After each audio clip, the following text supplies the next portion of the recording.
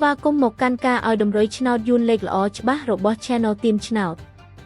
ថ្ងៃនេះ Admin មានលេខល្អៗសម្រាប់ចែកជូនដល់ពុកម៉ែបងប្អូនយកទៅផ្សងសំណាងសម្រាប់ឆ្នោតយួនថ្ងៃទី17ខែមីនាឆ្នាំ2026មុននឹងឈានដល់ការឲ្យតម្រុយឆ្នោតនាងខ្ញុំសូមចិត្តពុកម៉ែបងប្អូនមេត្តាជួយ Like Subscribe Comment និងដាក់សញ្ញាកណ្ដឹងឲ្យ Admin ម្នាក់មួយផងដើម្បីជាការលើកទឹកចិត្តក៏ដូចជាដើម្បីតាមដានវីដេអូតម្រុយឆ្នោតថ្មីៗផងដែរឥឡូវកុំឲ្យខាតពេលយូរតោះយើងទៅតាមដានតម្រុយឆ្នោតយួនទាំងអស់គ្នាចំពោះឆ្នោតពីរលេខគឺមានលេខ65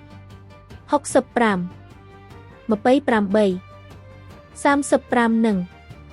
88សម្រាប់ ABCD ចំពោះឆ្នោត3លេខគឺមានលេខ358គុណ245គុណនិង754គុណសម្រាប់លេខអូសខ្ទងគឺមាន20និង80សម្រាប់លេខអូសចាសឥឡូវនេះវីដេអូតម្រុយឆ្នោតរបស់ Admin គឺបានដល់ទីបញ្ចប់ហើយ